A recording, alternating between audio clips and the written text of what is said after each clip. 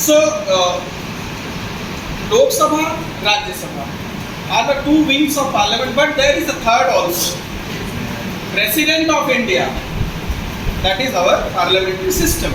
President is an integral part of parliament, though he or she need not be a member of any of the houses, Rajya Sabha और लोक सभा. वो वहाँ का elected member नहीं होते, but president is a part of it. अच्छा, अब ये अरेंजमेंट इसलिए की गई, आपको थोड़ा सा बता दूं, फिर अपने टॉपिक वोटिंग पर आते हैं. ये अरेंजमेंट इसलिए की गई, it is president who has to ratify and give assent to all the bills passed by the parliament. Parliament जो लेजिस्लेशन पास करती है, वो प्रेसिडेंट के साइन के बिना एक्ट नहीं बन सकता. तो इसका मतलब वो लेजिस्लेटिव प्रोसेस का हिस्सा है प्रेसिडेंट, इसलिए उस प्रेसिडेंट महोदय को पार्लियामेंट का हिस्सा बनाया गया. तो हमारे यहाँ वोटिंग अमूमन हम किसके लिए करते हैं? पार्लियामेंट्री इलेक्शन के लिए, Lok Sabha, Rajya Sabha, president, vice president of India. और स्टेट लेवल पर हम किसके लिए वोटिंग करते हैं? स्टेट लेजिस्लेचर, उसको क्या कहते हैं? Vidhan Sabha. In certain states we have Vidhan Parishad, legislative council. Can you name some of the states having legislative council? Maharashtra 1, UP 2.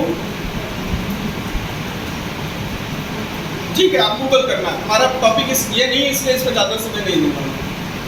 तो लेजिस्लेटिव काउंसिल, लेजिस्लेटिव असेंबली, ये दो विंग है स्टेट लेवल पर. कुछ स्टेट में काउंसिल भी है. तीसरे लेवल का इलेक्शन कौन सा होता है इंडिया में? Local bodies election. Very good. So, as per 73rd and 74th amendment, we have provision for Panchayati Raj institutions elections. 73rd amendment concerns with panchayats, village panchayat. 74th amendment concerns with urban bodies, municipal government. यहाँ का भी election हम लोग ही vote करते हैं. एक clarification आपको दे दूं, Rajya Sabha, president of India, vice president of India और लेजिस्लेटिव काउंसिल, इनके इलेक्शंस इनडायरेक्ट होते हैं. मतलब पब्लिक डायरेक्ट इलेक्शन नहीं करती.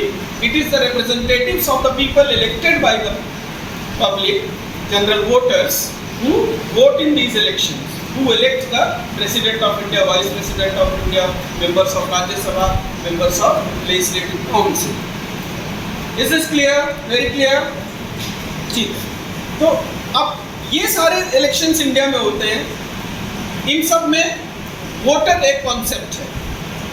ये सारे these people cannot themselves contest election and declare themselves elected.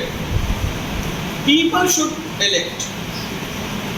तो आज मैं वही बात करना चाहता हूँ. Who are these people called as voters? It has a history.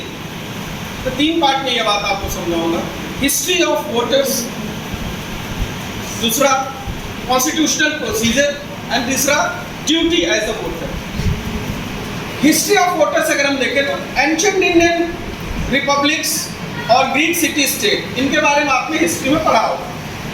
कि जो लोकतंत्र है, जिसको हम डायरेक्ट डेमोक्रेसी कहते थे या क्लासिकल डेमोक्रेसी कहते हैं, वो एंशिएंट इंडियन रिपब्लिक में पाई जाती थी. आप माता बुद्ध के समय पे भी जाएंगे तो 16 रिपब्लिक बाई नेम आपको मिलेंगे. षोडश महाजनपदा, वो 16 महाजनपदों के नाम मिलते हैं आपको. उससे और भी अधिक थे, लेकिन ये प्रमुख थे, इसलिए इनके नाम हमें इतिहास में मिलते हैं. उसके पहले भी उपनिषद काल में पंचायत सिस्टम था, पंच परमेश्वर सिस्टम आया. ग्रीक सिटी स्टेट में सीधा लोकतंत्र, प्रत्यक्ष लोकतंत्र था, जहाँ पर citizens were authorised to elect their rulers. ये चाहे उपनिषद काल का पंचायत सिस्टम था, चाहे वो महाजनपद स्टेट, चाहे वो ग्रीक सिटी स्टेट था. इन सब में कॉमन एक बात थी, the rulers could be elected by the citizens, the common people. अब ग्रीक सिटी स्टेट में जो इलेक्शंस होते थे, अब इसके अलग अलग मेथड्स होते थे. वहाँ कुछ जगह पर बाय कास्टिंग ए स्टोन, एक छोटा सा पत्थर लेंगे, उसको ग्रीक भाषा में ओपियोस बोलते थे, OKOIS. उसमें वो लिखते थे कोई सिंबल, किसी का नाम, मोस्टली यूनान में ये होता था। या तो कहीं हाथ उठा के इलेक्ट होते थे, कहीं पर वॉइस वोट से बोल के लोग बताते थे अपनी चॉइस, वो मार्क कर ली जाती थी, जिसको मैक्सिमम वोट होते थे the person shall be declared elected. ये एंशिएंट इंडियन रिपब्लिक में भी था, ग्रीक सिटी स्टेट्स में भी था।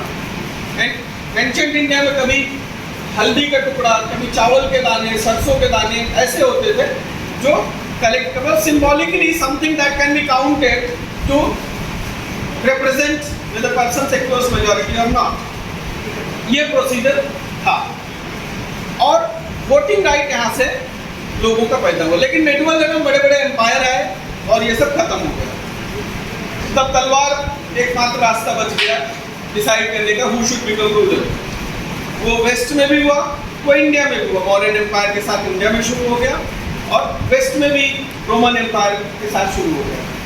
The sword shall decide who should rule, not the public. Then let us jump to modern era, modern world. 16th century के बाद से धीरे धीरे दुनिया में idea of democracy started germinating. idea of democracy पैदा हुई, जैसे जॉन लॉक जैसे फिलोसोफर्स आए, थॉमस हॉब्स जैसे फिलोसोफर्स आए और रूसो जैसे लोग आए। इन लोगों ने कॉमन कंट्रीब्यूशन क्या किया? The ruler can enjoy the power if they enjoy the consent of people. So they made consent as the basis of administration. Consent मतलब सहमति। उन्होंने कहा राजा शासन कर सकता है, लेकिन जन सहमति, लोगों की सहमति आधार होना चाहिए उसके शासन का। अगर वो सहमति नहीं उसको प्राप्त है तो such ruler can not continue to rule the country, the state. तो ये लोकतांत्रिक विचार एक तरह से था जो शुरू हुआ, लेकिन ऐसा पॉपुलर वोटिंग मेथड नहीं तुरंत शुरू हो गया।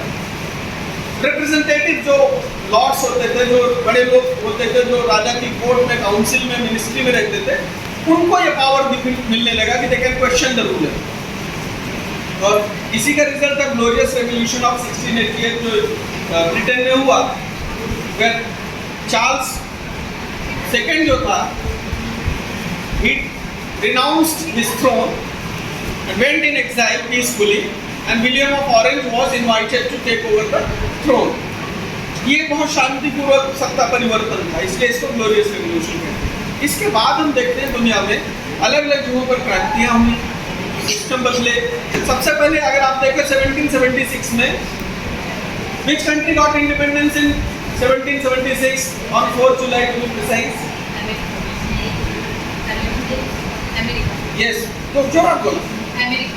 America, United States of America. So it became the first democratic country in modern world probably. Subsequently, French Revolution took place, and revolutions took place in many other countries, including in India. So wherever these revolutions took place, and if they accepted democracy as the system, they formed a common thing called constitution. In India also, we fought against British Empire and we got our independence. When we got our independence? 47, 1947. What was the date? अरे 26 जनवरी। इसमें तो जोर से answer आना चाहिए। Everybody knows बचपन से 15 अगस्त 1947 हमारा स्वतंत्र दिवस है, ये बताया गया है ना? और क्या सर? बताया गया ना? कोई शक है इसमें? नहीं। बिल्कुल नहीं। हमारा कॉन्स्टिट्यूशन बनना शुरू हुआ आज़ादी के बाद। कॉन्स्टिट्यूएंट असेंबली तो हमारी आज़ादी के पहले 1946 में कैबिनेट मिशन प्लान से बन गई थी। कॉन्स्टिट्यूशन बनना शुरू हुआ, पार्टीशन हो गया, पार्टीशन के बाद रिकॉन्स्टिट्यूट हुई कॉन्स्टिट्यूएंट असेंबली।